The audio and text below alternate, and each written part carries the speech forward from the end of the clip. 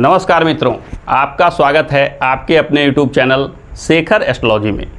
आज हम चर्चा करेंगे धन के आगमन के बारे में। आपके जीवन में कितना धन है, आप किन माध्यम से धन कमा सकते हैं, जन्म कुंडली के अधीन किन भावों का प्रभाव आपके जीवन में धन को लेकर होता है।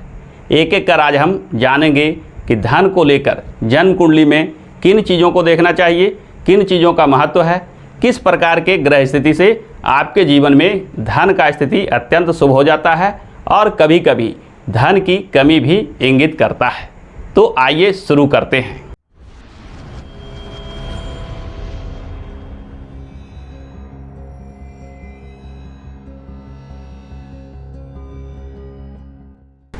जीवन में हम ऐसा देखते हैं कि अनेक क्षेत्रों में काम करने के बावजूद भी मनचाहा धन लाभ नहीं प्राप्त हो रहा है। किसी किसी को देखते हैं कि कम प्रयास से भी अधिक धन प्राप्त कर लेते हैं। जीवन में धन को लेकर जो उतार चढ़ाव बना रहता है, उसका ग्रहों के साथ क्या संबंध है, आज हम इस चीज़ को जानते हैं। जन्म कुंडली के अंतर्गत कुछ भावों की चर्चा की गई है जिनका सीधा संबंध धन से है, यानी जीवन में आप कितना धन कमा सकते हैं और धन कमाने के प्रयास में कितना सफलता प्राप्त कर सकते हैं, या धन कमाने में बाधा विघ्न बना रहता है या धन कमाने को लेकर असफल हो जाते हैं। इन सारी बातों को चर्चा हम एक एक कर करेंगे। जैसा कि शास्त्रों में वर्णित है, जन्म कुंडली के कुछ खास भाव हैं जिनका संबंध धन से है, यानी धन का आगमन का संबंध जन्म कुंडली के कुछ खास भावों से देखा जाता है। इसमें सबसे पहले स्थान आता है धन भाव का, यानी जन्म कुंडली का द्वितीय भाव जो धन भाव कहा जाता है। धन भाव का शुभ स्थिति धन के आगमन का संकेत करता है। दूसरा एकादश भाव, जिसे हम आय भाव के नाम से भी जानते हैं। यदि आय भाव की स्थिति शुभ हो तो यह निश्चित मानिए कि आपके जीवन में आय प्राप्ति करना आसान होगा। तीसरा पंचम भाव को लेते हैं। पंचम भाव को भी एक शुभ भाव माना जाता है। इसका संबंध भी धन भाव से जुड़ा हुआ होता है, यानी पंचम भाव धन को नियंत्रित करता है।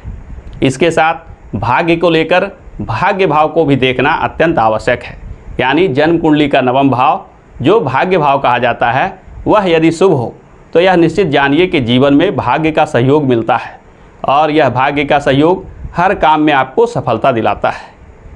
भाग्य भाव के साथ ही साथ हमें सबसे मुख्य भाव यानी लग्न भाव, किसी भी कुंडली के केंद्र में स्थित लग्न भाव का विशेष महत्व है। लग्न भाव का बली होना या लग्नेश का बली होना आपके समस्त कुंडली के बल को बढ़ाता है, यानी जीवन में जो कुछ आप प्राप्त करते हैं वह लग्न से प्राप्त करते हैं, क्योंकि लग्न आप स्वयं हैं जिन्हें इन सारी चीज़ों को प्राप्त करना है, यानी धन को प्राप्त करना है, भाग्य को प्राप्त करना है। इन सारी चीज़ों को प्राप्त करने वाला आप स्वयं होते हैं। इसलिए स्वयं की स्थिति को देखने के लिए लग्न को देखना अत्यंत आवश्यक है, यानी जन्म कुंडली में लग्न भाव, द्वितीय यानी धन भाव, पंचम एवं नवम यानी भाग्य भाव, साथ ही साथ एकादश यानी आय भाव। इन 5 भाव की स्थिति अगर श्रेष्ठ हो तो यह मानिए कि यह धन के आगमन के लिए अत्यंत शुभ स्थिति माना जाता है। इसमें 2 चीज़ों को देखना होता है। सर्वप्रथम हमें यह देखना होगा कि इन भावों में कौन सा ग्रह बैठा हुआ है। इन भावों में यदि शुभ ग्रह बैठे हुए हों तो यह शुभ फल विशेष रूप से देता है। दूसरी, इन भावों में कौन सी राशि आ गई है। जिन राशि का स्थिति इन भावों में होगी, उन राशि के अधिपति ही उस भाव के स्वामी कहे जाएंगे, यानी धन भाव के अधिपति, यानी धन भाव में जो राशि है उसके स्वामी धनाधिपति धनेश कहे जाते हैं। आय भाव में स्थित राशि के अधिपति आयेश यानी आय भाव के स्वामी कहे जाते हैं।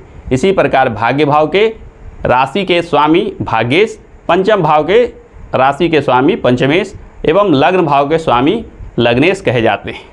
इनकी स्थिति भी जन्म कुंडली पे विशेष प्रभाव देता है, यानी इन भावों के जो अधिपति हैं वो यदि शुभ स्थिति में हो तो इन भावों के बल को बढ़ाता है और इन भावों के बल बढ़ जाने से आपके जीवन में अनेक शुभ फल प्राप्त होते हैं। कभी कभी ऐसा देखा जाता है कि इन भावों के अधिपति शुभ स्थानों में स्थित होकर भी धन के योग बनाते हैं। यानी भाव के स्वामी शुभ तो हैं, साथ ही साथ वो शुभ स्थान में भी स्थित हो जाए, यानी केंद्र भाव में 1, 4, 7, 10 इन भावों में, या केंद्र त्रिकोण यानी प्रथम, पंचम और नवम इन भावों में भी स्थित होना इन भाव के स्वामी को बल प्रदान करता है। इन भावों के स्वामी के बली होने से आप यह निश्चित मानिए कि आपके जीवन में यह धन के विशेष योग बनाते हैं। धन को लेकर जन्म कुंडली के अंतर्गत अनेक योग की भी चर्चा की गई है, जिसमें सबसे पहले आता है लक्ष्मी योग, यानी लक्ष्मी देने वाले एक खास योग। यह योग का निर्माण कुंडली में तब होता है जब धन भाव के स्वामी और आय भाव के स्वामी आपस में राशि परिवर्तन करके बैठे हों, यानी धनेश आय भाव में और आयेश धन भाव में चले गए हों, अवस्थित हो गए हों, तब यह मानिए कि यह लक्ष्मी योग बनेगा। यह लक्ष्मी योग लक्ष्मी का संकेत देता है। ऐसे जातक जीवन में धनार्जन के लिए जो भी प्रयास करते हैं उसमें विशेष सफलता पाते हैं। दूसरा, महाभाग्य योग की चर्चा की गई है। महाभाग्य योग में भी राशि परिवर्तन की ही स्थिति देखी जाती है। इसमें धन भाव के स्वामी भाग्य भाव के साथ राशि परिवर्तन करे, या कुछ शास्त्रकारों ने कहा है कि भाग्य भाव के स्वामी आय भाव के स्वामी के साथ राशि परिवर्तन करके बैठे हों, यानी भाग्येश यदि धन भाव में हो और धनेश भाग्य भाव में हो तो यह महाभाग्य योग बनता है। दूसरी स्थिति में भाग्येश यदि आय भाव में बैठा हो और आयेश यदि भाग्य भाव में बैठा हो तो भी यह महाभाग्य योग बनता है। इन दोनों स्थितियों में ये दोनों योग धन को देने वाले विशेष योग माने जाते हैं। जिन जातकों की कुंडली में यह योग बन जाता है वह निश्चित रूप से धनार्जन के लिए भाग्यशाली होते हैं और अपने जीवन में कम प्रयास से भी धन कमा लेते हैं। इसके अलावे हम जानते हैं कि कुछ लग्न भाग्यशाली कहे जाते हैं, क्योंकि शास्त्रों में ऐसा कहा गया है कि केंद्र भाव और केंद्र त्रिकोण भाव इन दोनों के स्वामी यदि युति करके बैठे हों, साथ में बैठे हों, तो यह महाभाग्य योग कहा जाता है। इसे राजयोग की संज्ञा दी गई है। कुछ लग्नों में एक ही ग्रह दोनों भाव के, यानी केंद्र भाव और केंद्र त्रिकोण भाव के स्वामी बन जाते हैं। उस स्थिति में एक ही ग्रह राजयोग का निर्माण करते हैं, और यदि वह ग्रह शुभ स्थिति में बली होकर बैठ जाए तो यह निश्चित मानिए कि यह जो राजयोग बना है यह बली राजयोग बन जाता है और अपने जीवन में सफलता प्राप्त करते हैं। जिन लग्नों को भाग्यशाली माना जाता है उनके बारे में हम एक एक कर जानते हैं। सबसे पहला लग्न है वृष लग्न। वृष लग्न में शनि नवम स्थान और दसम स्थान ये दोनों स्थान के स्वामी बन जाते हैं।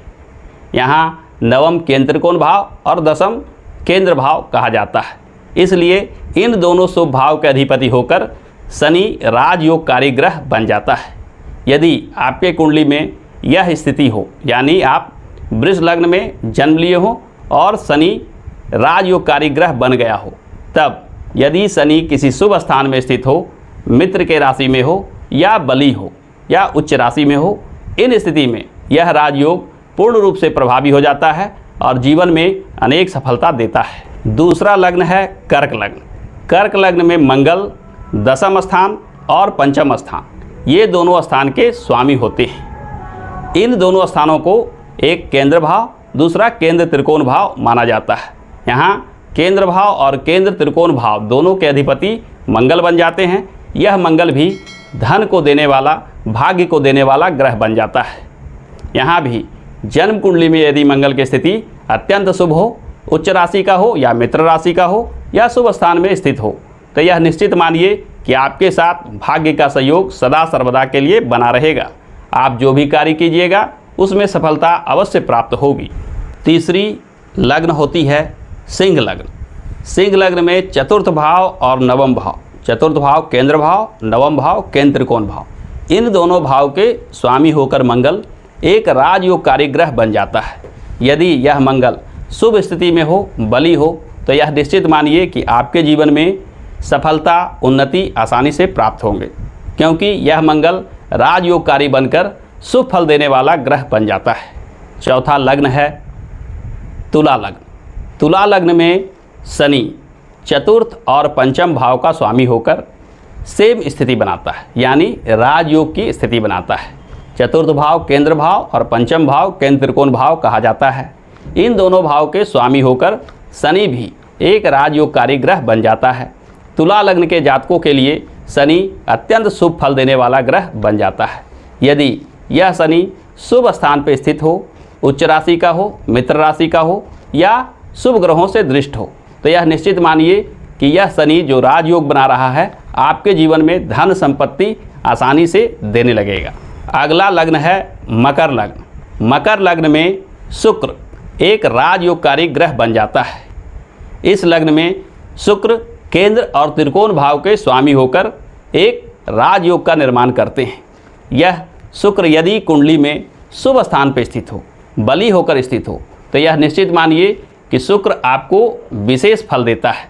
धन संपत्ति अर्जन करने के मामले में यह शुक्र आपको माला माल बना देता है, विशेष धनार्जन की स्थिति पैदा करता है। क्योंकि शुक्र एक तो भौतिक चीज़ों के कारक ग्रह हैं, साथ ही साथ आपके कुंडली के लिए यह राजयोगकारी ग्रह बन गए हैं। तो यह निश्चित मानिए कि इस लग्न में यदि आपका जन्म हो और शुक्र किसी शुभ स्थान पर स्थित हो, तो आप देखते देखते बहुत सारा धन संपत्ति इकट्ठा कर लेते हैं और जीवन को सुखी सुखी खुशपूर्वक निर्वाह करते हैं। अंत में कुंभ लग्न। कुंभ लग्न में भी शुक्र राजयोगकारी ग्रह बन जाता है। यहाँ भी शुक्र दो शुभ स्थानों के अधिपति बन जाते हैं, केंद्र भाव और केंद्र त्रिकोण भाव। चतुर्थ भाव और नवम भाव के अधिपति होकर शुक्र एक शुभ फल देने वाला ग्रह बन जाता है। यदि आपका जन्म कुंभ लग्न में हुआ हो, तो यह निश्चित मानिए कि शुक्र आपको अनेक प्रकार के धन लाभ की स्थिति पैदा करेगा। जीवन में विशेष धनार्जन कीजिएगा। यानी इन 6 लग्नों में यदि आपका जन्म हुआ हो, तो एक ही ग्रह केंद्र और त्रिकोण के स्वामी बनकर आपके जीवन में राजयोग का निर्माण करते हैं। इन 6 भाग्यशाली राशियों के बारे में मैंने एक विस्तार से वीडियो बनाई है।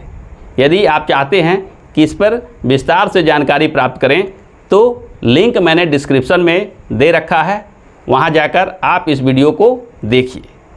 तब आप यह जान पाइएगा कि 6 भाग्यशाली लग्न जो होते हैं उसके लिए कौन से ग्रह क्या प्रभाव देते हैं और इन ग्रहों के प्रभाव से किस प्रकार से आप धनार्जन कर पाते हैं। क्योंकि हर ग्रहों का मूल स्वभाव अलग अलग होता है और अपने मूल स्वभाव के तरह ही ये कर्म को प्रदान करते हैं। यानी मंगल कुछ खास कर्मों से धनार्जन की स्थिति बनाता है, वहीं शुक्र कुछ खास कार्यों से धनार्जन की स्थिति बनाता है। तो ये सारे ग्रहों के धनार्जन किस माध्यम से होगा इत्यादि विषयों को उस वीडियो में मैंने विस्तार से बताया है। उसे देखने पर आपको पूर्ण ज्ञान प्राप्त होगा कि यदि आप इन 6 भाग्यशाली लग्नों में जन्म लिए हैं तो आपको किस प्रकार के कर्म करना चाहिए, किन ग्रहों से जुड़ा हुआ किन कार्यों को करके आप विशेष धनार्जन कर पाते हैं। इस प्रकार हम देखते हैं कि जन्म कुंडली में इन ग्रहों के स्थिति के अनुसार आपके जीवन में धन की अधिकता, कमी या मध्यम स्थिति बनती है। जन्म कुंडली में यदि ग्रह बली हो तो आप कोई भी कार्य कीजिए, आपको सफलता आसानी से प्राप्त होता है। परंतु यदि ग्रह स्थिति शुभ नहीं हो तो आपको अनेक प्रयास करने पड़ते हैं। जीवन में सफलता संदिग्ध बना रहता है, बाधा विघ्न बना रहता है और इन ग्रहों के अशुभ प्रभाव से आप जीवन में कष्ट उठाते हैं। यदि आप चाहते हैं कि इन बाधा विघ्नों से दूर होकर हम जीवन में विशेष धनार्जन प्राप्त करें, तो आप एक कुशल ज्योतिष से अपनी कुंडली का आकलन करवाकर जिन ग्रहों के वजह से बाधा विघ्न बन रहा है उन्हें विधिवत उपाय से शांत करें, उनके अशुभ प्रभाव को दूर करें। तब आप ऐसा देखिएगा कि आप जो कार्य कर रहे हैं उस कार्य में भी सफलता मिलने लगेगी और धन का आगमन जीवन में धीरे धीरे बढ़ने लगेगा। जीवन में सुख समृद्धि प्राप्त होने लगेगी, माता लक्ष्मी का आशीर्वाद प्राप्त होने लगेगा। आज के लिए इतना ही, फिर मिलते हैं ज्योतिष के किसी अन्य विषय के साथ। आपसे अनुरोध है कि इस चैनल को देखिए, लाइक कीजिए, शेयर कीजिए और सब्सक्राइब जरूर कीजिए। नमस्कार।